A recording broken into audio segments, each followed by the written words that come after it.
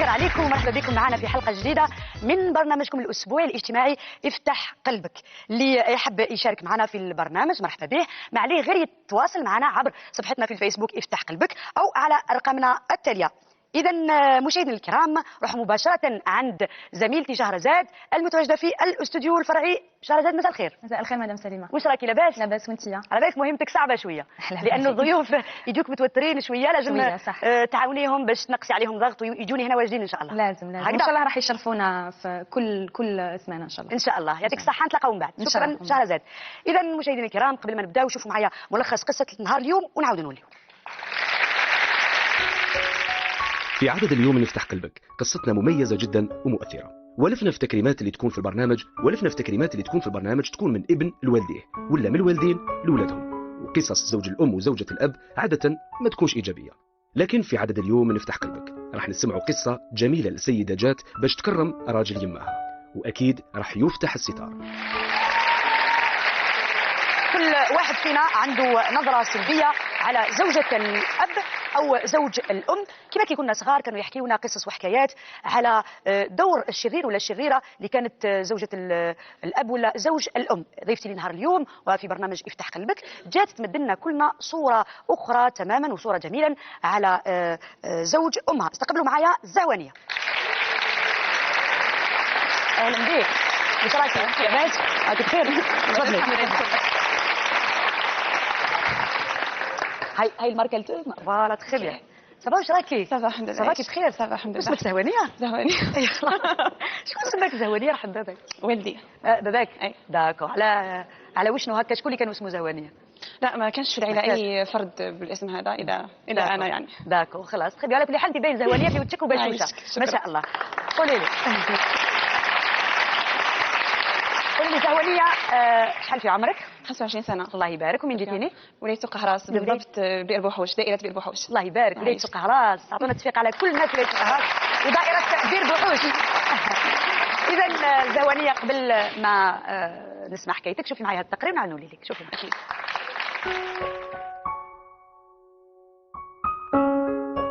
زهوانية 25 سنة جاتنا من سوق هرس باش تحكي آلام وأحزان عاشتها بعد فراق الأب ويعرف حياته من جديد. وسمح فيها كي كان عمرها 7 سنين، ولكن حياتها تغيرت بعد ما دخل حياتها شخص تعتبر اليوم كل شيء عندها، وهو زوج أمها اللي خلاها تنسى جرح الماضي ونعوضها الحنان اللي ما شافتوش من باباه. واليوم جاتنا البرنامج افتح قلبك قررت له ولو القليل من فضله وتقول له ما تسمعش للناس اللي تقول بأنه يجي نهار ونسمح فيك بعد ما كبرتني ومحنسة خيرك.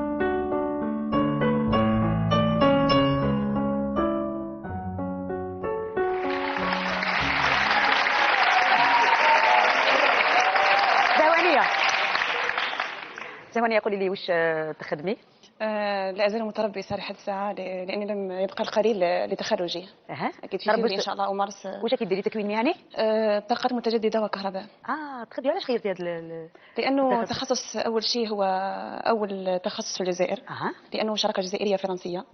وكنت من ضمن 48 متربص فقط في الجزائر الأول كل متربص من ولاية. الله يبارك. خذاو من كل ولاية متربص. أكيد. صح. قولي لي وشحال مدة التربص هذا؟ شحال قريتوا؟ دامت 3 سنوات. 3 سنوات. وقتاش راح تخرجي؟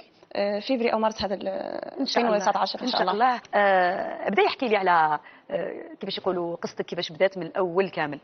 والله طفولتي كانت نوعا ما فيها تذبذب. علاش؟ ما كنتش ككل الأطفال، وكانت عندي الفرحة هذيك كنت عايشة في ضغط وعايشة في خوف. وعلاش؟ كان من والدي. من الوالد تاعك؟ علاش؟ كانت طريقة تعامله سيئة. معاك ولا مع أبنائه ومع زوجته؟ مع زوجته. احكي لي كيفاش.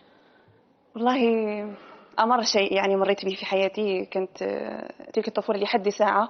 أنا عمري 25 سنة ولكن ذاكرتي لا تزال تغوص في تلك المرحلة. احكي لي. حبيت ترجعيني لهذيك المرحلة وتعيشيني معك في هذيك الفترة.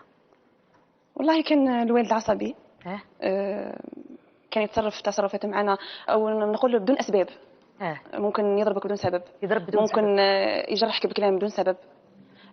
ممكن انه لو كيف نقول ذلك انه قبل ما يكون هناك خلاف او عراك مع الوالده يبدا بي انا الاولى. يضربك انت؟ اي. علاش؟ شحال كان في عمرك هذاك الوقت؟ عندي 5 سنوات 6 سنوات. 5 سنوات يضربك انت؟ اي. وعلاش؟ كانت الوسيله ليتطرق الى الوالده، للانتقام منها هكا، للتطرق الى الوالده كي يجد معها خلاف يكون عصبي في تعامله معها. انت كيف كنتي صغيره اكيد بلي كان يضربك ويعنفك؟ مرحله بمرحله، ثانيه بثانيه، ثانيه بثانيه. اكيد. ما تشفيش عليه كان يشري لك يجيبك يعنقك يبوسك كنت تشفايه؟ ما كنتش نحب نكون عنده. واش ما تكون؟ ما نحبش نكون انا معاه، انا وياه نكون انا وياه بمفردنا. تخافي؟ نخاف لهالدرجه؟ احكي لي. نخاف اني نجلس معاه ولا نخرج معاه، لانه كان يتعامل بطريقه انا نتفادى اني نذكرها اصلا، بطريقه انانيه، انه يرفض اني نروح عند خالتي او فرد من عائله والدتي، او هناك مثلا في بعض الاحيان اني نقول له كلام مثلا تقال ولا ما كانش مهذب في طريقه معاملته. في معاملته معك انت بالخصوص ولا مع اختك؟ عندك اختك وحده؟ شقيقتي كانت صغيره، كانت صغيره جدا يعني. نقدر نقول هذا كون بدات تمشي ما زالت ما تعرف والو، حتى كون نسالها مثلا ولا ما كانتش عندها ذاكره، ما كانتش تشوفها اصلا، كانت صغيره ولا كنت نشوف على كلش مرحله بمرحله، واش كان يدير، واش كان يحب، واش يحب، واش ما يحبش. مازال لحد الان الديكور تاع دارنا مازالوا في بالي. مازلت انا بنته الكبيره تقدر تقولي باللي نعرف كل حاجه عليه، مالغري كنت بعيده عليه السنوات هذه كامله، لكن مازلت نعرفه. انا حتى لو نريح معاه ونهضر معاه واش كان يعمل وجهته، هو بعد ما يامنش اني مازلت عندي ذاكره هذيك.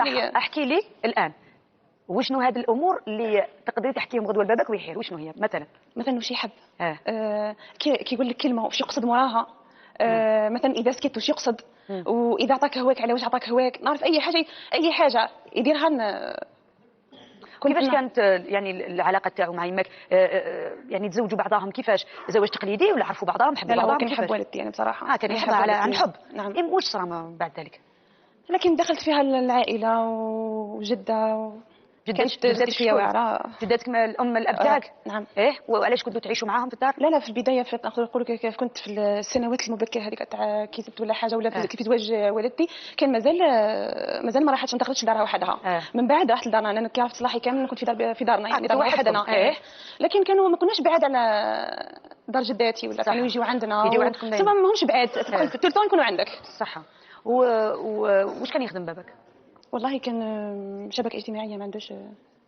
ما فهمتش. كان بطال يعني في الاول، ما كانش يخدم عامل يومي يعني، ما كانش خدام. بطال ولا عامل يومي؟ كان عامل يوم. اليوم مثلا ممكن عندهم تاع كانوا يديروا بكري تاع شبكه هذه، ما باليش يبداو بها في الاول باش ينحيوا البطاله ويبداوها تدريجيا. هذه تاع الشبكه كانت في الاول. ومن بعد تلمو معاملته السيئه هذيك دائما. انا كان في البدايه كان عندي 4 سنين، كي رجعت كان عندي 20 يوم كي غضبت ماما الغضبه تاعها الاولى، رجعت عندي 4 سنوات. علاش؟ من معاملته، من اسلوبه، ما حبش يتبدل. حاولت انها تغير لو ماكسيموم. كان يعنفها يضربها. قلتي لي رحت كي غضبت يما 20 يوم، ولما وليت للبيت 4 سنين، يعني يماك قعدت 4 سنين غضبانه في داركم. عاودت ولات ليهم بعد بعد 4 سنوات. بعد 4 سنوات كيفاش واش كيفاش حتى ولات ليه؟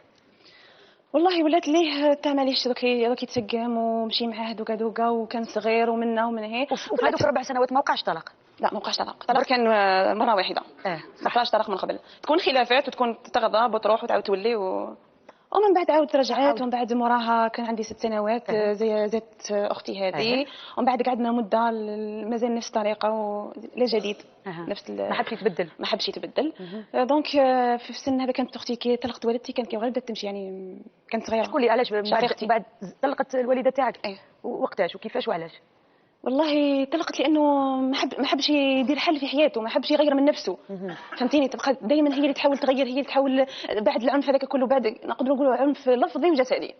فهمتيني؟ دونك بدون فايده، حتى وين ما بقى لهاش ما كانتش عندها طاقه باش تزيد تتحمل اكثر من هكذاك. ولا طلعت هي كان يلحقها المستشفى، كان يضربها الضرب المبرح يعني. قولي لي. كان يضربها لكن ما راحتش، ما كانش مره راحت في المره الاخيره هربت تهرب منه يعني. تحملت المره الاخيره ما كانش كيف هربت بروحها زي ما يقولوا، هربت بنفسها وخلاص. ليسونسيال تهرب وهي هكذاك وخلاص. طلبت هي طلاق منه وعملت له ماكسيموم. قلت ما عادش نقدر نعاود نولي. بورتو كانت تخمم علينا ويتو اولادي وما نخليهمش وحدهم وبنات ويتو. مي يلا غير بضروره احكام يعني نعذرها. وانت انا مني كنت انا وحده كنت انا نقولها نروحوا. انت بديتي تقولي انا نقولها نروحوا. انا حتى لو كانت والدتي كانت قابله انا تريح معنا كنت نرفض. كنتي ترفضي؟ اي انا كنت، لاني بصراحه كنت سند امي. ملي كنت صغيره كانت تحكي لي كلش على بالي بكلش، صغيره ولا كبيره تاخذ تقولي باسرارها في كلش. لا كونفيدونت تاعها. قولي لي، وكنتي تخافي من باباك؟ كثير بزاف بزاف. لاني بصراحه الشيء الوحيد اللي كنت نتمناه اني كي نكون معاه ما نخافش. انه كي تكون بنت مع باباها نورمالمون ما تخافش، نورمالمون حاجه ما تجيها في بالها، هذاك هو بير الامان تاعها. لكن انا لا، كنت نهرب منه. مره وحيده رقدت عنده، ما نقدرش نقولوا رقدت بتنايضه، لاني كنت نخافه. حاجه وحيده كان هو ذيك الليله كان مريض، كانت امور شويه مع خلاف مع دار جداتي ويتو. في لحظه كان يقول لي دونك كان يعيط لي في دار خوله ويتو، يقول لي هو خوله بنتي راح نموت ويتو. كانت الكلمه الوحيده اللي كانت في راسي، والليله الوحيده اللي انا رقدت عنده. بصراحه كنت حتى كي نقعد عند والدتي، حتى لو وجوده هو، حتى لو كانت لا ريلاسيون بيناتهم ويتو مليحه، كانت ايدي في يد ماما. كي نرقد في الليل يدي في يدها، لو النوض ما نلقاهاش قدامي لاخذ يقول نحس براني في جحيم، مانيش في حياته. مهما يكون هو معايا ومهما يعمل لي ما كان هو يحاول يتقرب منك ولا لا؟ لكن تقرب وما كانش يعرف كيف يتقرب. اذا يتقرب عنصريه وبعنف ما يلزمنيش. لا ماشي بعنصريه بعنف، يعني في كل الاحوال وفي كل الايامات كان العنف والضرب لا في بعض الاحيان يكون، لانه كي يعطيك صوره خايبه في كل الاوقات، صوره سيئه دائما. ما تقدريش تكوني في لحظه باهيه، مستحيل السبب تكوني في لحظه باهيه. دائما تحاول ان تغيري من الحاجه اللي كتهربي منها، تقولي ما على باليش في 5 دقائق يكون باهي، بالك في 10 دقائق اخرين يكون. يعني وانت صغيره شجعتي يماك باش تطلق؟ ماشي يعني كي لما نقول شجعتيها قلتي لها يا نروحوا ما نقعدوش هكا خفتي؟ كنت نقولها نروح ما كنتش نقدر نتحمل. مالغريتو كنت نقرا ويتو، كان توجور يجيني الخوف اني نرجع لدارنا ما لقاش والدتي. تقولي لانه لو كون هو معاه كنت دائما نخاف اني نروح لدارنا ما لقاش والدتي. ما تلقايهاش يعني واش يدير لها؟ ما على باليش، بالك نلقاها ماهيش في الدار، بالك نلقاها راحت، بالك نلقاها عنفها، سا ديبون. المهم طول الطون اني في الكور نقرا وعندي ستريس بلي نروح للدار، نحب غير نروح للدار، باسكو كون نروح للدار نخاف اني ما نلقاش. صح. بعد الطلاق هل الطلاق تاع والدك اثر عليك ولا ساعدك؟ فاهمينه. والله نقدر نقول لك ساعدني وما ساعدنيش. كيفاش؟ احكي. لاني علاش؟ لانه تجي بزاف صعيب بزاف ما نكذبش عليك، بزاف صعيب. لاني بعد 25 سنه راني نعاود فيه. كيفاش نقول لك، باللي كان باهي وكان خايب. كان باهي من جهه اني بعدت عليه. العنف هذا راح يكون بعيد عليا، مصدر العنف. ومن جهه اني بس كنت نحس الاحساس هذاك باللي ناقصتني حاجه، باللي مهما كان والدي ممكن ما عرفش جل من لا يخطئ هكا ولا لا، بالرغم من كل شيء يبقى والدي مهما يكون يبقى الوالد تاعك. لكن كنت نحس بالفيد هذاك، نحس بالفراغ. كي نشوف صحاباتي مع باباهم ولا نحس بلي انا حاجه ناقصتني. مثلا اي حاجه تكون كنت عند جداتي وكي يجيو بنات خوالاتي في دارنا، ممكن حتى بكلمه يقيسوك. انا ما نقولكش بلي اللي قاسوني بعاد، انا ما نلومش البعيد، باسكو البعيد ما يعرفنيش، لاني نلوم القريب يحس بيا حتى بكلمه يقول لك مثلا روحي لداركم، علاش راكي مريحه هنا. فهمتيني؟ هذه ماشي داركم، تغيظك. ولما تلقوا والديك كان في عمرك شحال؟ عندي واحد 7 سنوات 7 سنين. صح. ويعني كان يبعث لكم النفقه تاعكم؟ كان ما كانش يبعث والو اطلاقا. كان يجي يزوركم يديكم؟ كان انه يحاول. والله في البدايه حاولت ان نكون معاه، كان يحاول لما قبل ما يخرج طلاق والدتي كان يحاول جاهدا، يحاول الماكسيموم تاعو انه نكونوا معاه ونرجعوا والدتنا ليه، وكان يتعامل معنا بطريقه تاع انسان كانه انسان واحد اخر. تبدل يعني يتبدل. مليح. تبدل في معاملته. مليح. دونك نقول لك من ناحيه العنف كان يضربك بدون اي سبب. قادر يقول لك روحي جيبي لي كاس ماء تجيبه له، ما يعجبوش يضربك. شفتي؟ قاعده تكون راقد يضربك، مهم ماشي علاش راقد يضربك تنوضي. انا كنت هكا يضربني وانا راقده نوض وانا ما نبكيش اصلا، كنت نبكي. كي يضربني ولفتي اكزومبل، انا ميته بالعيا واني راقده زي ما يقولوا لو ماكسيموم تاعي، يضربني نجي قاعده هكذاك، لا ما نبكي، ما ندير حركه والو، جست راني ساكته. كان كي يدخل لدارنا زي ما حنا اي حاجه في الدار تسمعيها غير حسنا احنا. يعني هتلر دخل الدار هكا. دونك كان كابابل يضرب بعد تاع الصباح 2 تاع الصباح يقول لك ما على باليش نوضي نوض. فهمتيني؟ سما حسب هو واش يحب، مثلا راح يجيب لي الحاجه ديك مثلا يموت قط في الدار انا نتحاسب عليه. فهمتك. واش كنتي تحوسي؟ ديكتاتوريه؟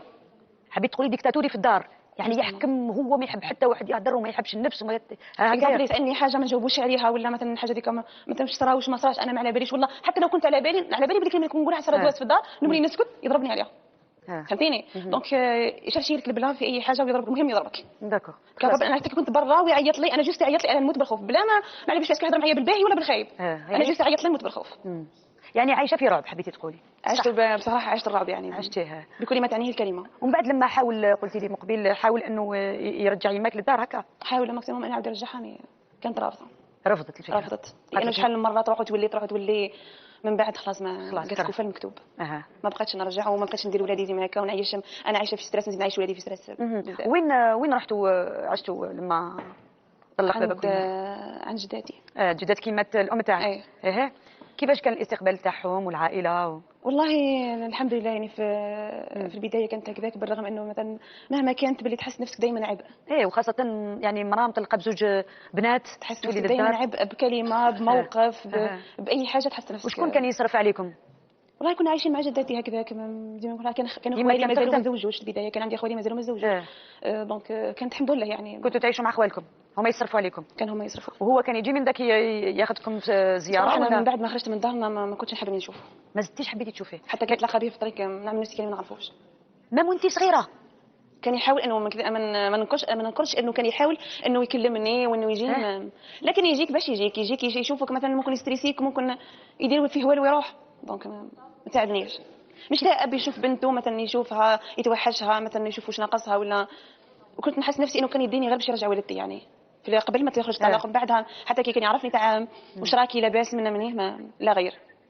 فهمتيني؟ ما انا كنت ننكر حتى اني نجي هو ولا حتى بيت جدي ولا بورتو كنا في بلاصه اللي قراب لبعضنا، مي كنت نرفض اني نشوفه ولا اني اصلا اني نعرفه واني نكون معاه.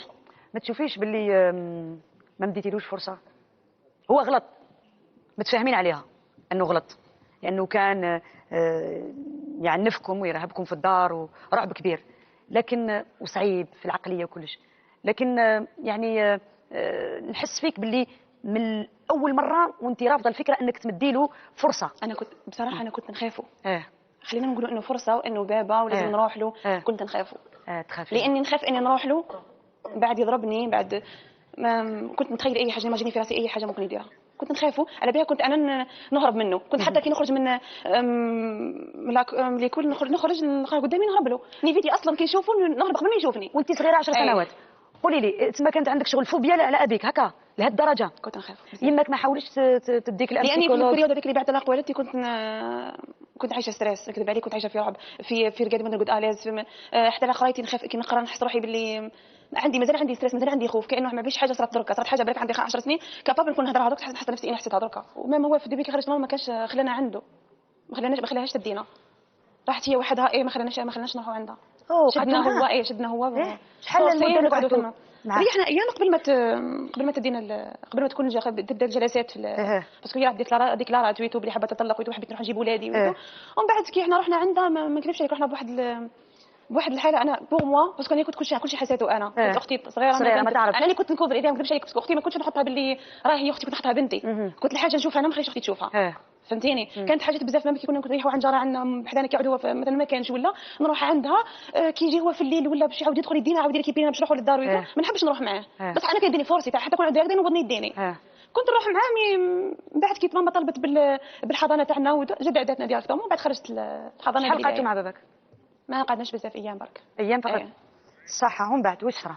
ومن بعد فات بريود هكذاك ما كانش معنا. ما لقيت حتى في موقف ما نكذبش عليك. حتى حقي اللي شرعا وقانونا ما ديتوش وما عطاهوليش. بالرغم انه كان يقول بلي انا ما عنديش فيتو، رغم انه ما شاء الله يعني جدي عنده اراضي والحمد لله ماهوش مخصوصين. نقول لك انا باللي ساعات اخرين تحس نفسك انه عندك حق في حاجه ما تقدرش تديها. صح. يماك يعني ما رفعتش عليه قضيه نفقه ولا في البدايه حاولت انا ومن بعد في مرحله انه باش تبقى هكذاك وتخسر على هذيك المحامين ومنهم هي ماهيش خدامه ولا وزيد بزياده الحاجه يحديرها هكذاك تعاون فيها ولادها باش تقريهم. صح. فهمتيني؟ كانت تتعب يعني ضروري يجي نقرا ضروري يجي ندير ولادي نقريهم به منا. دونك بصراحه ومن بعد كي جاتها الزواج هذا انا اللي قلت لها روحي انت يا زوجي وحنا نكبروا. قلت لها نكبروا ونروحوا حتى حنا نبنيو حياتنا بس انت تبقاي وحدك. انا قلت لها اول وحده قلتها لها وجات سالتني كنت رافضه انا نتزوج بصراحه. انت اللي قلتي لي ما تتزوجي وشوفي حياتك. وانت في عمرك شحال قلتي لي ما تتزوجي؟ عندي 7 سنين 8 سنين هكذاك في 8 سنين 9 سنين تقدر تقولي هكذاك في سنه. قلتي لي ما تتزوجي؟ قلت لها زوجي. قلت لها انا نجي نهار انا واختي نكبروا ونقراو ونديروا دار بس انا ما نقدرش نروح نخليها وحدها. المعاناه وحدها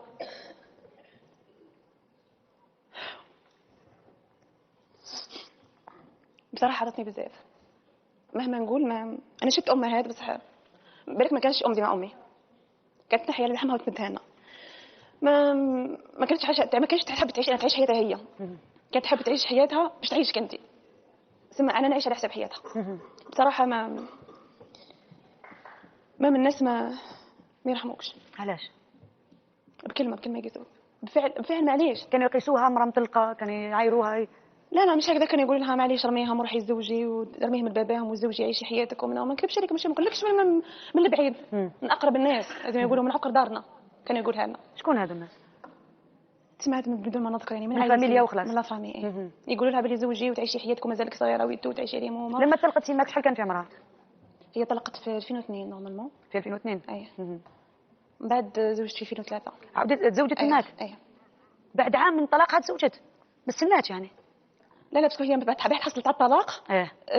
صافي ما باش تحب تحصلت عليه. ماما كي كانت متزوجه بالسيد هذا طلبوا لها بالرجوع، وهي كانت متزوجه عند السيد وهي اونسانت بخويا. بالزوج الثاني هو دار لها رفع دعوه حتى وين راحت الجزائر العاصمه. طلبوا لها ثم بالرجوع. وهي مزوجه مع راجل ثاني اولي بالطلاق وزوجت على اساس مثلا طلاق تاعها زي ما حنا بلي بروبلي راهي مطلقه. يعني هو ما حبش يطلق، ما حبش يطلق. هو ما كذبش عليه، كان هو شد فيها انه ما حبش يطلقها هي اللي باسكو معاملته هذيك وما حبش يغير من نفسه دونك. صح. احكي لي الان المرحله التاليه اللي هي زواج الام تاعك، كيفاش عرفاتوا هذا الزوج الثاني؟ هو سلف خالتي يعني ماشي من العائله. من العائله خالتي مدي اخوه صح من العائله دونك عائله واحده نعرفوا بعضنا ويدو. هو كان اعزب ولا مزوج؟ هو كان متزوج ومطلق. عنده دراري هو؟ لا ما عندوش. وصح كيفاش حتى يعني خير الام تاعك ولا هي خيراته؟ والله لانه كان يعرف العائله ويتو بحكم انه يعرف العائله ويتو طلب انه يتزوجها دونك شاب. وكان قابل اللي عندها زوج بنات يعني ما كانش عنده مشكله، كان قابل من الاول. لانه واحده في البدايه كانت اختي مازالت ما دخلتش تقرا دونك انا قرات بريمير مازلت كنت سانكياماني. من بعدها هي زوجت في المرحله هذيك باش نكمل انا عامي وبعد نلحق نروح عندها اصلا باش نعيش انا عندها. فهمتيني؟ ولا كنت تعيش؟ كنت عند جداتي في كنا كي زوجت هي تما انا كنت نقرا سانكياماني.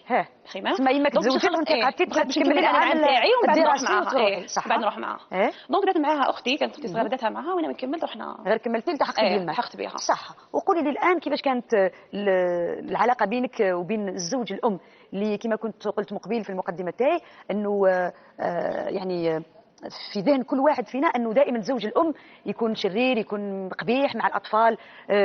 انا نهضر معاك وانت راح تبكي. قولي لي قبل علاش تبكي؟ مازال ما كملتش سؤالي بديتي تبكي. لاني حبيته من اول نهار، ما كذبش عليك باسكو انا كنت نعرف واحد كنت نروح عند خالتي كنت نعرفه فهمتيني. كنت نحبه ما كذبش عليك. كل نهار كي طلب زواج ماما بانت لي باللي ممكن فرحه ما تتعوضش. الفرحه اللي فرحتها ما قدرتش نمدها لحتى حد. فرحت لانه واحد يتزوج وانا حتى امي رافضه. كنت انا نحاول جاهده باش انا تقنعيها. انا نقنعها ونزوجوا بها. وقنعتها يعني كان في عمرك 10 سنين زوجتي يماك. سيدي برافو عليك والله. قولي لي هذا الاب هذايا تقولي انت باللي عوض لك هذاك الفراغ بليتو هذا زوج الام عوض لك الفراغ اللي خلاه باباك هكايا حسيتي؟ اول حاجه ما خلانيش نفقد كلمه بابا. علاش؟ ما خلانيش نفقدها لاني انا بعد ما كنت نقولها ممكن كنت نقولها نقدر نقول بلي كنت نقولها لبابا خوف. بصح انا مع هو لانه بعدها ما زدتش قلتها. نهار خرجت من دارنا ما زدتيش قلتي. جيني ثقيله باش نقولوا بابا. والدي جيني ثقيله اني نقولوا بابا فهمتيني. دونك هو كي قلت له اول نهار قلت له بابا ما كذبش عليك. ما سقسيت فيه ولا قلتي له مباشره؟ ما سالت حتى حد. اول كلمه قلت له بابا. كيفاش كانت رده فعله؟ ما كذبش عليك كان فرحان. مع اختي ويتو كي تعيط له بابا ويتو كان الدنيا مش سيعاته. بابا كانت اختي كانت صغيره كان حتى كي كان يكون يخدم واش يدير لها يلم لها الدراهم صرف كامل يلموا لها ويجيبوا لها صرفي عنده كامل يجيبوا لها. تاع ممكن تاع حس بالابوه قبل ما يكونوا عنده اولاد. دارنا اولاده قبل ما يكونوا عنده اولاد يعني. ايه سبحان الله محظوظ جاوه من السماء زوج بنات ما شاء الله. يا ربي فيهم يعطيه الصحه. وهو خاف ربي فيكم وعاملكم. كان ماشي كانت المعامله تاعو حسنه اللي ما تهضريش عليها هكذا. كل واحد يهضروا عليه اعماله وافعاله. كملي لي زيدي عرفيني اكثر بهذا الرجل. حبيت نعرفه من خلالك. حبيت نعرف زوج الام تاعك من خلالك. وصفيه لي كيفاش كان مع الام تاعك معاملته معاها معاكم انتوما. احكي. والله كانت معاملته مع والدتي يعني الحمد لله يعني ما كانش مقصر معاها ولا مقادرها عطيها قيمتها ما تحتاج لحتى حاجه والحمد لله زين وحنا عززها معززه مكرمه يعني. ما حنا كي كنا معاها ويتم اي حاجه ممكن ننحيها على فمو يمدها لنا. انا ما نكرش بالك كنت تكون عنده 10,000 في جيبي يهزها يمدها لي انا ويقعد هو ما عندوش. ويقعد هو فهمتيني. دونك في الاول كانت والدتي دائما تقول لي مثلا واش تحسي مثلا جيتو تسالني كاري نقول لها يعني ماما ممكن نعم عطاهني ربي سبحانه. ممكن ربي عوضني على حاجه خسرتها في حياتي. عوضني اول حاجه قلت كنت نحتاجها يعني كلمه بابا ما نخسرهاش لاني لو ما جاش هو في حياتي وما كانش باهي معايا ما كنتش نقول له بابا اصلا خسرت الكلمه دي. صح. وما عشتهاش. تروح من المصطلح تاع حياتك حبيتي تقولي. هذه هي. وصح. وقولي لي في هذاك الوقت الام تاعك لما عاودت تزواج باباك عاود تزواج؟ لا هو في الاونه هذيك ما تزوجش، هو من بعدها باش هو يتزوج. من بعد عاود تزوج. بعد عاود تزوج. هو عنده 2 بنات. عنده أيه. عنده 2 بنات. 2 بنات. احنا 4 بنات. الله يبارك الله يبارك. وشنو علاقتك مع خواتاتك؟ والله انا ما كنتش عندي، قلت لك ما كنتش عندي علاقه به اصلا. ما كنتش نتلاقاها اصلا. علاش يكون بعيد عليكم؟ لا تقول لي في بلاصه واحده بعد انا دي بلاصه كيف بحكم انه والدتي بعدت. انا باسكو في العام الاول ما كناش، في العام اللي انتقلت فيه انا عند والدتي ما كناش، انا كنا في ورقله. رحنا عشنا ليه من بعد عاودنا كي عاودنا هبطنا كنا بعد مسافه تاع صغيره ناخذ نقولوا 3 كيلومتر 4 كيلومتر بيناتنا. ما كانش قريبه باسكو بجدي اهل والدتي وخوالي وتو عايشين في نفس المنطقه اللي هو عايش فيها. دونك انا مرت وولادهم ما كنتش نعرفهم. صح. انا كنت عرفت عليهم في عرس عمي الصغير لانه عرضني، وكنت كي بعد كي طلعت انا للسيام وليت معيط انا لعمامي بار تليفون بس ما كنتش نهضر معاه، هو غير الوحيد اللي ما كنتش نهضر معاه. الان كبرتي وليتي تعرفي اصلاحك وخلاص راح لك هذاك الخوف وجا زوج امك عوض لك هذاك الفراغ، فما جاتكش الفكره انك ما راح الخوف شويه صح. ما نقولكش انا دوك ما نقولكش نخافوا. انا دوك ما نخافوش. لكن كي تكبري تبقى لك حاجه، يبقى لك حاجز. تريح مده وانت مقاطع علاقتك بانسان تعاود ترجع ليه. زي ما يقولوا ما حاولش ولاوش من بينا خلا. اسمحي لي، يماك ما حاولتش تقول لك باباك ومعليش وعاودي ولي هضري معاه؟ والله كانت تقول لي انسي وتفادي باسكو كانت تشوفني بزاف ستريسي ومام كيف نومي كنت نرقد نخاف نوض مخلوعه. لا ماشي هذا هو السؤال. اي كانت تحاولي انك تقولي لي باللي كانت هي تحاول انها ترجع علاقتي به. هي والدتي ما كانتش رافضه اني نرجع انا لوالدي ولا كانت هي تدعمني باش انا نكون بعيده عليه، ولا هي دايما تقول لي مهما كان ويبقى باباك ومنا ونسي وتغاضي. انا الحاجه هذه وانا علاقتي به اللي مثلا صراحه شويه تذبذب وشويه تاع شويه انكسار كانت من طريقه معاملته انا بيني وبينه. ما كانتش والدتي ما عندهاش دخل اصلا. تالمو معاملته السيئه هذيك بقات لي دائما في راسي، ما نقدرش نعاود نرجع ليه ابدا. فهمتي؟ نحس روحي اني حتى لو نكون معاه نحس روحي اني نافق فيه. فهمتيني؟ في لحظه اني حاولت نرجع الريلاسيون تاعي معاه. انا قلت لك في عرس عمي رجعت ويتو شفت انا ثم وين شفت خواتي وثم وين شفت زوجها تاعها ما كنتش نعرفها اصلا. ميم خواتي كيفاش كان اللقاء مع خواتاتك البنات وكيفاش كان اللقاء؟ عليك جمدت في بلاصتي. كيفاش؟ في اللحظه اللي كانت زوجة عمي قالت لي هذو خواتك وهذه مرت باباك ما قدرتش نتقبلها. نكذب عليك. علاش؟ وشكون عايشين ما قدرتيش تقبلي؟ هذه انانيه شويه. لا والله ما انانيه. اسمحي لي تضحكي يا كيفاش الام تاعك عندها الحق تعاود حياتها ويعني وتتزوج والاب تاعك لما تزوج وعنده بنات ما قدرتيش تقبليها. علاش ما قدرتيش تقبليها؟ هو كي عاش حياته كان اناني بس حولتي لا. كيفاش؟ هو كي عاش حياته باش يعيش حياته هو وحده. بس حولتي مالغري تزوجت ما تخلاتش على ولادها. على عكسه هو. فهمتيني؟ انه زوج بدا حياه جديده كانه انسان ولد من جديد. عاود حياه جديده، انسان اللي اصلا عنده ولاد اخرين والحياه مستمره. فهمتيني؟ هاو الديفيرونس وين راه. من بعد تلقاي معاملته انا يعني اول شيء حاجه نقولها انا قبل اي شيء قبل ما ندخل الكلمه هذه انا والله العلي العظيم يعني ربي كتبها عليا ما كنتش نحب حياتي الحاجه اللي عشتها انا ما نتمناهاش لعدوي وما نتمناهاش لاخواتي هادو انهم يعيشوها. انا ماشي ما فرحت لهمش كي هكذاك راهم معاه ولا بالعكس. بس حاجتني في بالي علاش صارت لي ديما هكا. علاش ممكن انا اختي ما عشتش واش عشت انا. ممكن مرات الحياه انا بالك تبدل بالك عرفت تبدل من علاقته مع مرته مع اولاده وهما معاه ماشي كيفاش هما نورمال يتعاملوا معها بعفويه عادي. مثلا تهضر اي حاجه كانت تهضرها بنته مثلا صغيره عادي. بس انا لا كنت لازمني كل ما نهضر كاني نشوف الاعراب ونشوف اللفظ ونشوف قبل ما نهضر ما نعرف واش نهضر معاه. ماشي تحسي بجديه كبيره باش تهضري معاه. لازم ما نغلطش، لازم ما نديرش الحس، لازم ندير هذيك تقولي ايه بصح معاهم هما عادي. انا شفتهم يديروا الحس ما كنتش عادي، كنت وليت نتصرف كاني انا اللي مازالني معاه راني صغيره نقولها لها ما تهضريش هكذاك مثلا مع اختي ما تهضريش هكذاك وما يحبش ولا بعد الناس كتلقى روحي يوم ديري كنت في عالم وجيت عالم واحد اخر. فهمتني؟ صح. قعدتي على علاقه مع خواتاتك ولا لا؟ والله علاقتي بهم انا كانت علاقتي به حتى كي كنت نتلاقى هو بعد ما رجعت الغلاسيون تاعي بهم بعد قلت انا معليش جل ما لا يخطر ومهما كانوا الوالدين ورضيت الوالدين ما كانش حاجه في بلاصتها. مالغريتو ما غلطتش في حقه وربي يعلم بالحاجه هذه ما قصرتش في حقه ولا في الحاجه الكبيره. انا حاجه واحده كي بعثت عليه باسكو كنت خايفه بعثت عليه السبب ماشي بعثت هكذا باسكو هو في باله باللي انا كاين عباد يفسدوا فيا عليه كاين مثلا ممكن والدتي كاين خوالي ممكن يحبوا في الدنيا هذه وهذا ما عندوش اصلا اساس من الصحه. اساس من الصحه.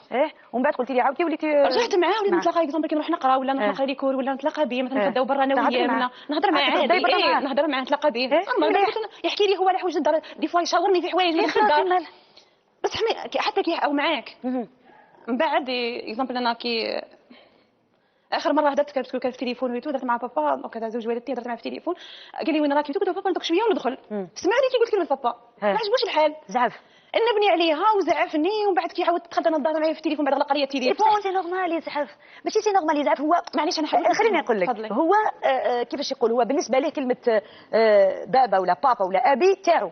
فانا كنت في بلاصتك كنت متفاهم هذه الغيره، غيره طيبه والله. فهمتي مدام سليمه كنت متفاهمه لاقصى درجه. تفهمته بس حاولت نفهمه. انت والدي انت جبتيني هو رباني ما قصرش مع بنتك. صح. نورمالمون انت اللي تقول له مثلا يعطيك الصحه واش عملتي مع بناتي. نورمالمون ما تستنانيش انا نورمالمون الحاجه هذه تبان صح توجعك بس حلال تقول نورمالمون انت حتى لو انا قلت له مثلا باسمه تقولي لا ما يجوز انك تقولي له هكذا تقولي له يا بابا باسكو ميم هو رباك. انا كنت نستنى منه الحاجه هذه هو يقولها بس انا ما نكذبش عليك انا ما نخبيش. انا صراحه جدا على بالي بلي ممكن صراحه شويه ساعات توجع بس حاولت نفهمه بلي الانسان هذا كان باهي معنا هاوش كذا هاوش كذا ما تعرفش من الحاجه هذه. فهم اطلاقا ما فهمش. اعملي واش تعملي ما راحش يتفهم على الحاجه هذه. واش صرا كي ما فهمش واش صرا هكذاك ما ساعات اخرين ولا معايا في تليفوني يولي يحاول يبدل يفسد العلاقه بتاعي يفسدني على ماما حاجات بزاف فهمتني. بلي رجع بلي ماما اللي غلطه وانا ما نكذبش عليك. انا ماشي كي راني عشت عند والدتي نقول لك باللي امي صحيحه في كلش ولا انا شفت حوايج بعيني. كاينه حوايج قلت له انا معليش لو كانت الامور هذه باللي والدتي ولا عائلتي هي اللي درت لي الفكره هذه في راسي الفكره السيئه هذه في راسي معليش انت صحح عندك الامكانيه انك تصحح. لكن هو لا هما فسدوك باسكو انت انا كنت نعرف كلش كاين حاجات صرا بيني وبينه واش كان يدير كامل كنت على بالي به. دونك انا ما يقدرش يجوز عليا بلي كاينه حاجه بلي امي مثلا درت الحاجه هذه ولا ماما كانت مثلا حابه من قبل تطلق ولا نو. هو يقول لك بلي يماك حابه تطلق من قبل. الاول حابه تطلق قال لك هكا يلوم عليها هكا يلوم عليها هكذا قال لك بدون سبب حابه تطلق وهي فرقتنا هكذا. وكانت هكذا كيقول لي خوالكم اللي فسدوك ولا حاجه. انا حبيت نفهم شحال مره باللي عائلتي انا دوك معليش هما غلطوا باش نقولوا هذا كله درتي كل صحيح نروح نديروا نروح نغيروا غير انت من نفسك وخلي مكتوب بينك وبين والدتي خلاص تحبيني وبينك ما خلاصش فهمتيني. لكن هو لا كابابل تجي تليفون تعيطي له يوم يبوندي عليك تقول له مثلا انا غدوه نحتاجك كله يغلق عليك التليفون شهر ما كانش تليفون يغلق عليك التليفون نجي نتلاقاه نهبط نستناه نحجز سوايع برا نستناه وبعد ما يجينيش ما يجيكش يخليك تستناه وانت عندك موعد معاه. معليش نقول هكذا كان ندير له عذر نعود مثلا عند عمي ولا حاجه هيك بعد دوك انا بعد نجي بعد كي ودي تحتاجي في الوقت انا طلعت للجزائر انا يوم سوق راسها عم نقرا الجزائر هكا نجي طالعه على بالو بنته طالعه في الليل ماش التليفون ما قالش بنتي اسكو وصلت ما وصلتش. ومن الجانب المادي يعطيك دراهم؟ شوفي النفقه اصلا ما ديتهاش جامي ديتي النفقه؟ جامي ديت لا انت ولا اختك؟ لا انا ولا اختي ابدا. حتى كي رجعت انا الغلاسيون بيني وبينه كان يمد لي حاجه رمزيه. واش يمد لك؟ حاجه رمزيه برك ماشي حاجه تاع اكزومبل كون عيط لك نقول لك محتاجه الحاجه هذيك ربي يقول لي من بعد ممكن يعطيها لي بعد 3 شهور بعد 4 شهور ممكن ما يعطيهاش كاع يعني بصراحه. وهذا السيد كون هز تليفون دوك نقول لي محتاجه هذيك الحاجه بالك في 5 دقائق تكون عندي. هذا زوج امك؟ وراه الاختلاف اسكو انا هنا مذنبه اني انا الغولاسيون تاعي انا قطعت هذه يعني سمحي لي لاني وصلت اني نمرض بسبته كنت نمرض. انا هنا في الجزائر العاصمه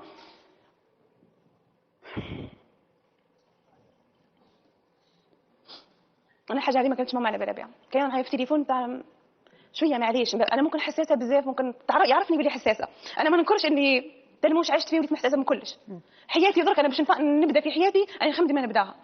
اذا نبقى بحساسه بالطريقه هذه الناس الكل تقيسني. اذا تبقي نيه في الدنيا هذه بالطريقه هذه وتبقي بالطيبه هذه الناس الكل تستغلك فهمتيني. دونك انا كنت حتى كي معايا في التليفون هاني وجدت لاختك هاني وجدت كذا تحسي اون تاع واحد يبروفوكي فيك بحاجه واحده اخرى ما فهمتش كيفاش راني درت لاختك وشنو مثلا اكزومبل انا دي فوا نمرض حيت تكون عندي الالرجي كي نمرض مثلا حتى لا غريب نمرض ريح شهر وانا مريضه دونك انت على بالك بلي كي نمرض وزيني نمرض فهمتيني باسكو الحاجه اللي نمرض بها نفسه هو يمرض بها صح فهمتيني.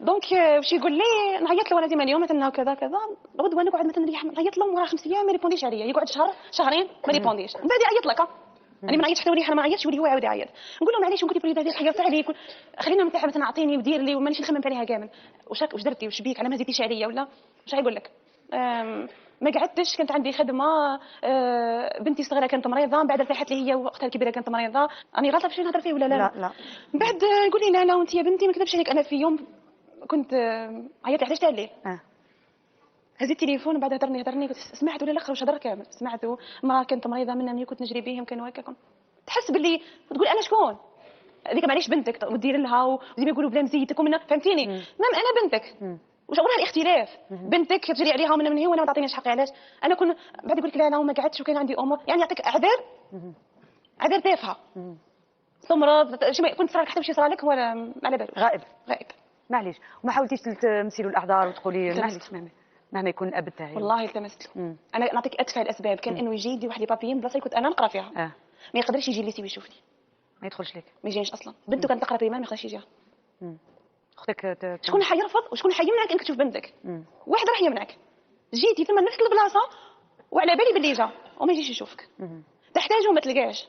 اذا مثلا وصلت اني نمرض ما نكذبش عليك وليت نمرض نوصل للموت غير من هضرته ومن بعد قلت لا لا من القنطه حملتها ما تقول لا لا وممكن ما قصدتش وممكن هكا بصح جوسكا كون تبقى هكذاك صغيره قلنا معليش عندي 25 سنه مازلتي نفس الحاجه راك دير فيها. ممكن بكري كنت دير بعنف بصح دوكا بكلامك تقيس دوك بالله مبالغ. انا مانيش غير من خواتي والله انا فرحت لهم فرحت انه الحاجه انا اللي عشتها ما راحش يعيشوها خاوت.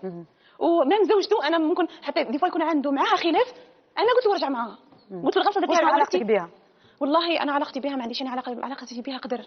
فريق الاعداد يقول لي باللي في يوم تزوجت اختك واش صرا هذاك اليوم؟ اختك صغيره واش صرا؟ والله هذه عندي اختي تزوجت بولد اخت والدي هذا ولدها وليد اختي دونك من عائله الانسان هذا من عائله زوج يماك. ايه اوكي تري بيان. دونك هو انا نفهمه باسكو ما يتقبلهاش ما راحش يتقبل انه بنته يديها نفس العائله تاع زوج الام. انا متفاهماته من حاجه من الكوتي هذه. هو كي احنا قلنا له كنت من قبل كي يجي يخطبوا اختي ويتو هزيت انا رحت انا وياه لدار عمي باسكو انا قطعت علاقتي به نهائيا ما في تليفون ما نيبونيش عليه. علاش؟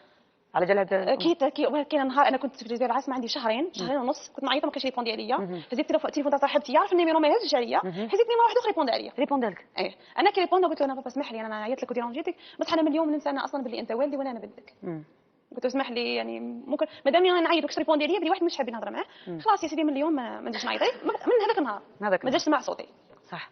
دونك كي قعدت انا موراها كي قلنا قالت ماما مهما كانت الظروف مام خالي ويتو بابا ما كانش رافض ولا قالت بابا يكون حاضر ودي يكون هو على باله اقل شيء بابا هو يزوجها يكون حاضر بس قلت انا ندير له مهما كان والدنا فهمتيني لازم احنا ما خرجناش عايقين حضر للعرس في الخطبه رحنا انا واختي رحنا قلنا له بلي سيد هذا راح يجي يخطب ويتو قال لي عمي انا نقول له قال له عمي عنده شهر ولا شهر ونص على لافونس بعد كده معني قال لي باباك ما واش حيقول اذا كانت البلاصه باهيه ويتو ما راحش يرفض ما راحش يرفض انه تكون اذا كانت البلاصه هذه باهيه باباك ما راحش يرفض الزواج هذا.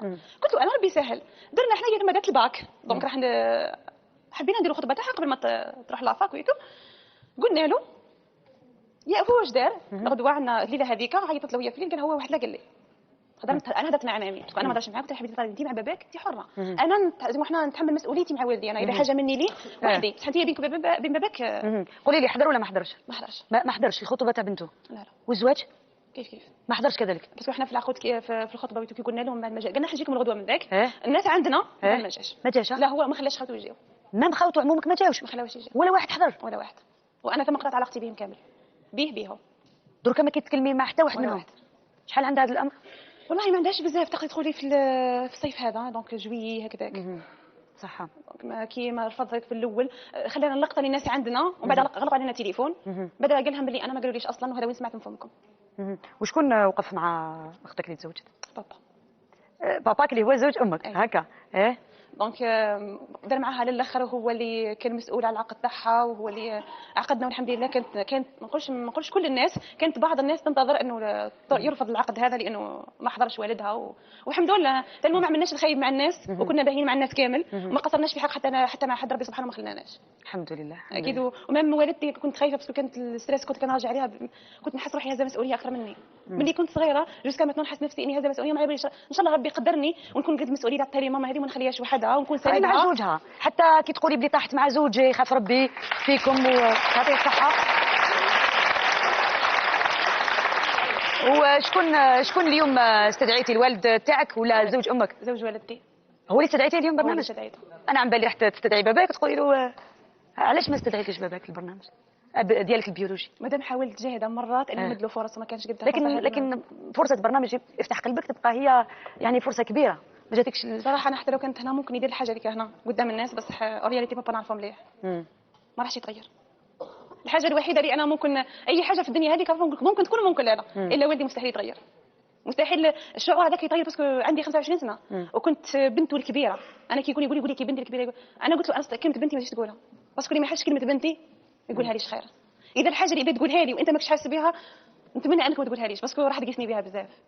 والحاجه والتصرفات هو خلاني في الدنيا هذه انا ما نقولش باللي ما نلوموش على كلش في الدنيا هذه مي كاينه حاجات وليت انا حتى معاملتي مع الناس شتي واش دار هو وليت نتعامل مع الناس ممكن دي فوا نكون اغريسيف مع العباد ما نخليها في قلبي، نخليها في قلبي، وليت ما نهضرش، كاين حاجات بزاف منه هو خلى لي حاجات ما تعملش مع الناس زي ما حبيت انا. شكون حبيتي تستدعي اليوم في برنامج زوج والدتك؟ زوج والدتك. وعلاش؟ لانه كاين عباد بزاف تحب تبدلوا علينا.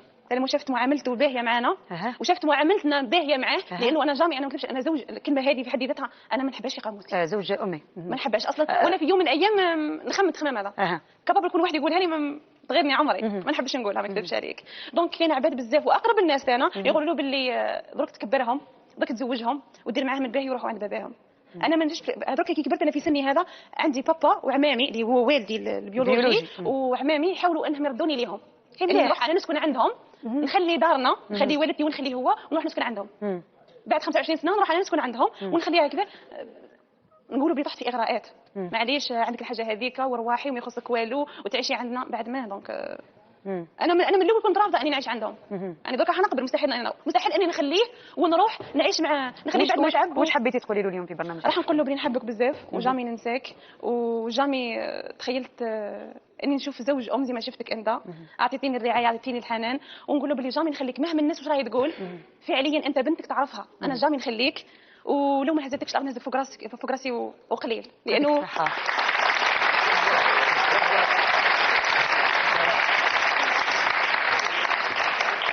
بصراحه واش وصلت ليه كامل في حياتي انا، ما هذا التخصص اللي درته انا في الجزائر العاصمه هو اللي دفعني اني نديره، اني نوصل ليه. تحصلت على عضويه في اتحاد الكتاب الجزائريين، ومتحصله على الجائزه الخامسه في المهرجان الوطني للشعر والنثر، هو اللي بوساني كون ما جاش هو شاعر انت؟ ايه. وجدتي له شعر ليه؟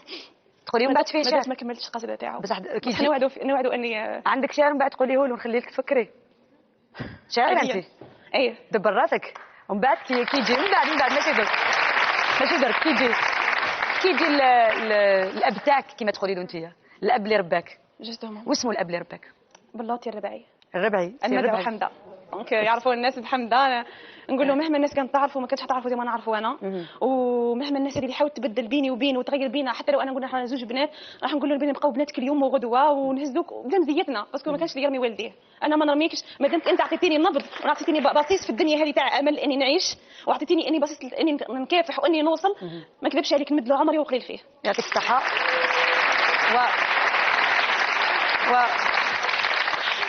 وزهوانيه اختي بدون ما تنسي الاب تاعك مهما يكون صفته، فهمتي معليش واش حبيت نقول نفتح قوسين فقط، يعني مهما يكون صفه الاب البيولوجي تاعك يبقى باباك، فهمتي؟ ممكن انه اخطا في حقك، انا معاك، اخطا في حقك بزاف انا معاك، لكن معليش اختي العزيزه يبقى الاب تاعك، كنت عانيتي كي كنتي صغيره، لكن هو رب العالمين عوضك، وعندك الان راكي محظوظه، عندك زوج درك بابات ماشي واحد، دونك حاولي تحبيهم كيف بنفس الدرجه. انا فيها شيء ممكن سلبي ولا نعطيك فرص، غاض على اخطائك، والله العظيم ندير لك اعذار، لكن اذا وصل اني نولي نشوف نخسر نفسي، ما نكذبش عليك، وانسان ما يحسش بيا ما نقدرش. معليش بابك يبقى ما لقيتومي، ما نكذبش عليك، ما عادش نقصر في حقه، وخاصه ما لازمش تكون قطيعه بينك وبين بابك، معليش هو عنده عائلته وعاود حياته، وانت كذلك راكي مع الام تاعك، زوج الام تاعك، بصح يعني في حين لاخر سقسي عليه وحوسي، مام اذا هو ما يسقسيش عليك، معليش وري له بلي بنته كبرت وانت ما تحوش عليها، بصح هي ترفد التليفون وتسقسي. معليش حتى كي كانوا يقولوا لي كان دي بخاف تواعي اصحابه يعرفوا يقولوا له بنتك عندك زوج بنات، يعني ما شاء الله اي واحد يتمناهم. حتى ليميسيون كي كنت نفوت في لي زيميسيون تاع الادبيه في لاتيلي ولا في لا راديو يفتخروا بك، يقول لي بلي باباك مفتخر بك وفرحان والدمعه في عينه، بصح نحبه انا حاجه واحده اللي نحب انا اثبت لي، باسكو كامل نعرفوا نهضروا الفعل صعيب. قبل ما نروحوا الى سي ربيعه، قلتي لي متواجد معنا اليوم، واش حبيتي تقولي لباباك البيولوجي؟ هاي الكاميرا تاعك ما باليش وين راهي، هاي هنا فوالا، هاي هنا، اهضري مع باباك البيولوجي. نقول له واش عملتي كامل، ربي يسامحك عليه، انا بيني حاجه واحده باش نخلي ضميري مرتاح، انا مسامحاتك، علاش واش عملتي كامل مسامحاتك، واش درتي حتى في الاونه الاخيره بكيتيني وبكيتي اختي اللي معليش كانت بنتي مش اختي، تمنيت لو الجست عملتيها السيئه هذه عملتيها فيا، انه ما يحضرش عرسها، انه كان رافض بدون سبب، انا ما غلطنيش رفضه، غلطني انه رفض بدون سبب، لو كانت حاجه معليش قاعد في السيد ولا كاين حاجه معليش نتفهمها، لكن الحاجه السيئه هذه خلينا في فرح اختي نتبكيو، ما نكذبش عليك، ما بعد سنين هذيك اللي فاتت كامل نقول له باللي مش عارف ما لقيت ودرت فيه قصيده وقلتها، ممكن شويه تجرح، ممكن نقول جزء منها. قولي.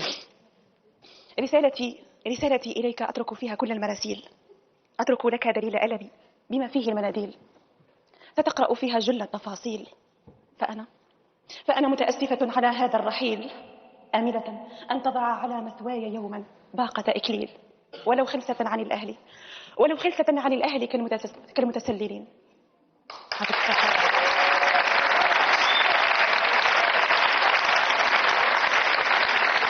يعطيك الصحة أيتها الشاعرة الجميلة الزهوانية، ربي يخليك. إن شاء الله وإن شاء الله العلاقة تعاود تولي حسنة بينك وبين الأب تاعك.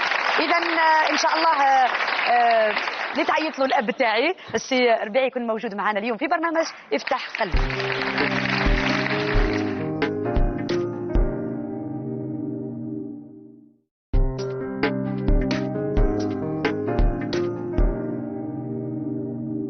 زهوانية جات إلى برنامج افتح قلبك تحكي أولا على معاناة كبيرة اللي عاشتها في صغرها مع الوالد تاعها اللي كان ديكتاتوري كما كانت تقول، كان يعنفها هي يعنف الأم تاعها، فعاشت رعب كبير. طلقت الأم تاعها ومن بعد قطعت علاقتها مع هذاك الوالد اللي بقات تخاف منه على حساب التصرفات تاعو اللي كان يقوم بها. الأم تاعها عودت حياتها وعودت الزواج مع رجل يعني اللي حسن ليهم كما يقولوا، خاف ربي في اولادها ورباهم احسن تربيه، مد لهم كل الحنان وعوض لهم خاصه غياب الاب اللي ما كانش يحوس عليهم. اذا زهوانيه جاتني اليوم برنامج افتح قلبك تحب تشكر زوج امها اللي تعيط له بابا، هي تاكد وتقول لي بابا لانه رباني وتعب عليا وقف معايا وهو اللي راهو حاضر معايا الان ومع اختي. اذا نروحوا مباشره عند زميلتي شهرزاد ونشوفوا اذا السي الربيعي متواجد معها. مساء الخير شهرزاد. مساء الخير مدام سليمه. اهلا بك، واش راكي؟ الله يسلمك وانت؟ الحمد لله. السي الربيعي متواجد معك؟ نعم راهو متواجد معايا السي الربيعي ربيعي من ولايه سقهرة. انا نقول له الربيعي. معليش. قل لي سي ربيعي شحال في عمرك؟ 50 سنه. الله يبارك الله يبارك. تشتغل؟ لا متقاعد من الجيش. متقاعد من الجيش، الله يبارك. قل لي سي ربيعي عندك فكره شكون استدعاك البرنامج؟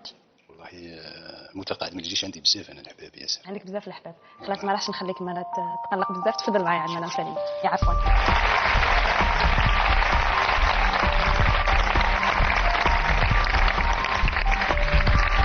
تفضل. اهلا بك، مرحبا بك، كيف راك لاباس؟ صافا؟ لاباس. تفضل تفضل.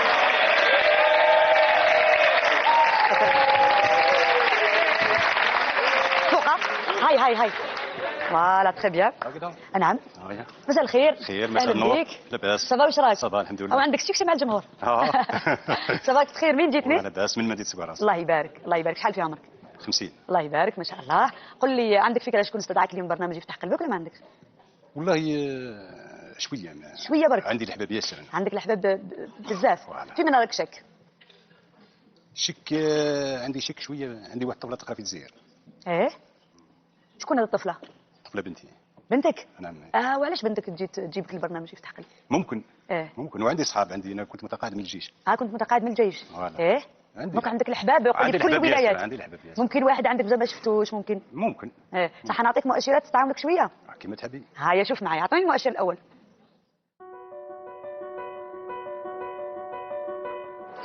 عمي ربعي اللي ما عنده بنات ما عرفوه باش مات. تقول لك اللي ما عنده بنات ما عرفوش باش مات، يعني جينيرالمون البنت حنينه وتحوس. ها قرب لك شويه المؤشر. قرب لك. نزيد لك واحد ولا ما كان له؟ نزيد لك مؤشر ثاني ولا ما كان له؟ والله زيدي. زيدوا مؤشر ثاني. اعطوني مؤشر ثاني وش يقول؟ عمي الربعي تشرق من ريقك تعرفك عدوك من صديقك.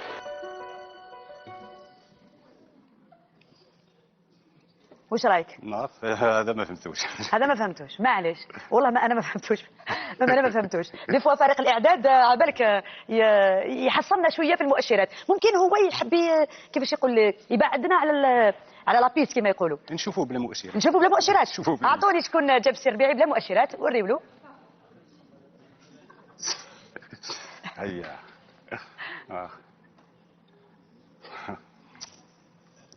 هذه انتي. شكون هذه؟ هذه بنتي. هذه تقريبا بنتي. ما شاء الله.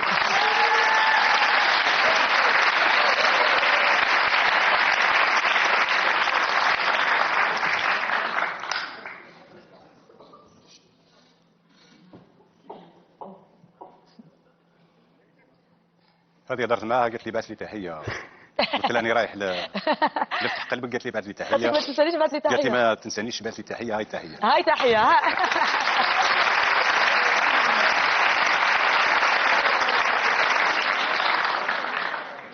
تحب تسمعها واش جات تقول لك؟ تحب تسمعها؟ والله مرحبا. مرحبا. مرحبا. تفضلي زوانيه. بابا مساء الخير. خير مس خير. لاباس؟ لاباس. الحمد لله. توحشتك بزاف. الله يسلمك. وحب جبتك اليوم باش نقول لك نحبك بزاف، وانت تاج راسي، وربي يقدرني.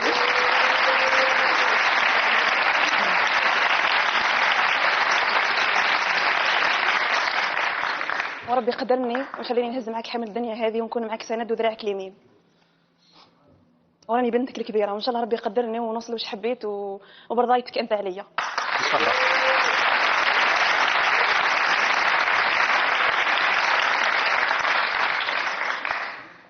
واش رايك؟ واش رايك في المبادره اللي دارتها زهوانيه؟ والله فخر واعتزاز، نشكرها بزاف. وهذه تبقى في التاريخ. تبقى في التاريخ. فوالا تبقى في التاريخ. صح. فوالا. حتى انت طيب، وكان ما لقاتش منك الخير وما لقاتش يعني حسن المعامله ملي كانت صغيره. انت لما تزوجت بالام تاعها هي شحال كانت في عمرها؟ كانت في عمرها 6 سنين 7 سنين صح. وكانوا عندها زوجتك اللي تزوجت بها كانوا عندها زوج بنات. زوج بنات. كيفاش احكي لي كيفاش عاملتهم، كيفاش كانت المعامله تاعك معاهم؟ احكي لي. والله عملتهم واش راه نقول لك، عملتهم بناي. كيما بناتك مباشره من اول يوم قلت راح نتزوج بامراه عندها زوج بناتي ولا بناتي هكا. يعني نيتك كانت طيبه وسليمه من الاول. يكبروا معايا وكبرت معاهم. صح. صح.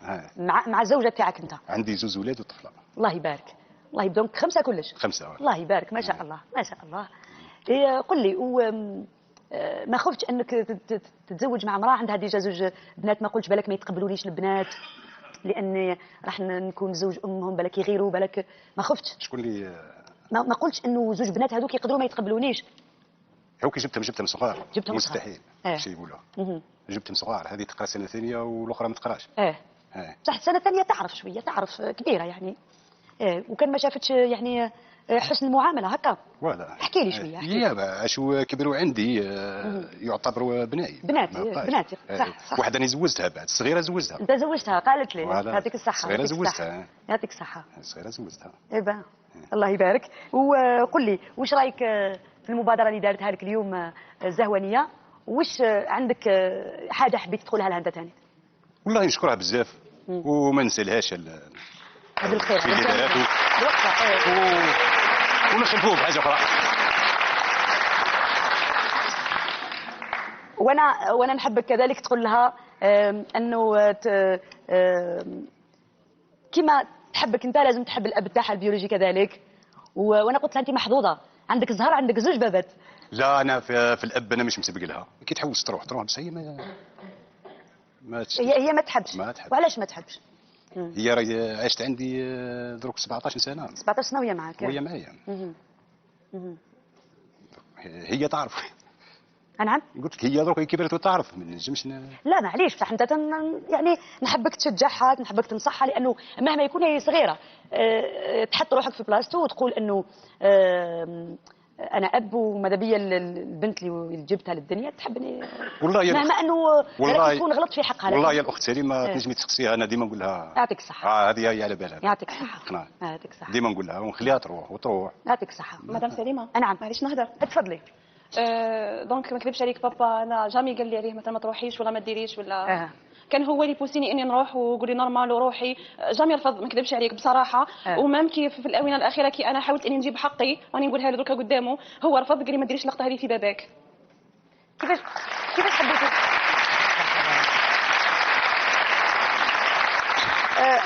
ما فهمت.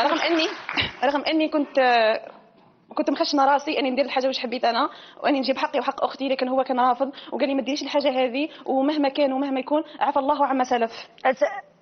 احكي لي كيفاش حبيت تجيب حقها وحق اختها؟ ما فهمتش وشنو هي الحكايه.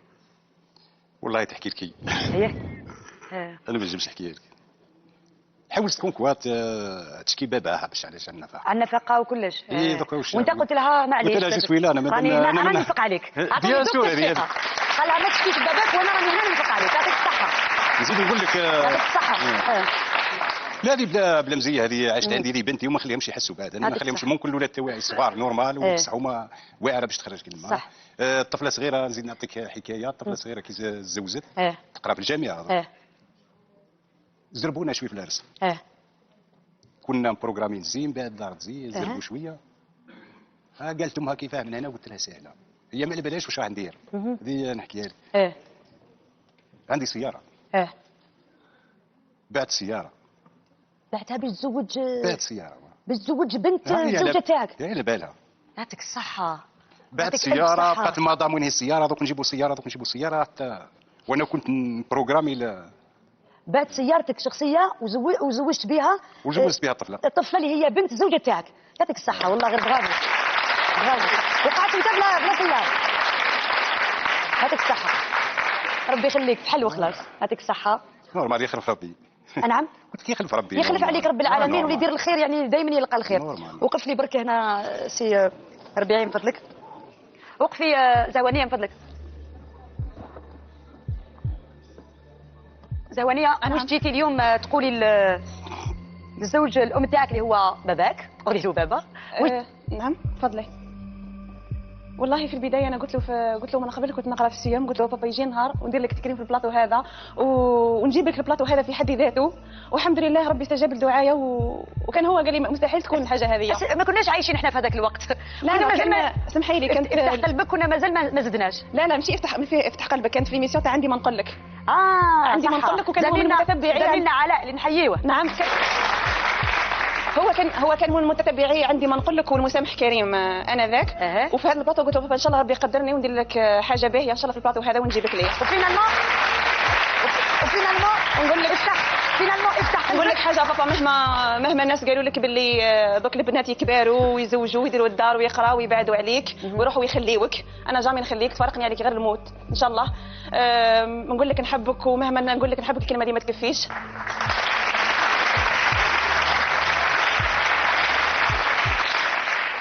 والله نحبه اكثر من نفسي، ولو يتعاد الزمن نعاود نحبه اكثر من اللي حبيته. سي مانيفيك. انت شاعره انت يا نعم سي مانيفيك. اعطيني ببيت صغير هكا على باباك هذا. والله يعني يا سليمه قلت لك انا قصيده ما زلت ما خلصتهاش، يعني ما معليش حافظه ولا. اعطينا شويه حاجه اللي حافظتها وخلاص. معليش انا اعطيك انا واحده من نساء قباني وخلاص. اعطيني معليش. احبك جدا وجدا وجدا، وارفض من نار حبك ان استقيل، ولو خيروني لكررت حبك للمرة الثانية. وش هذا الحظ ما شاء الله. وانت وش تقول لها؟ شكرا وانا احبك اكثر منك. فوالا. اذا انا وش نقول؟ فتحوا لي هذا الستار باش يعنق الاب الابنه تاعو. برافو.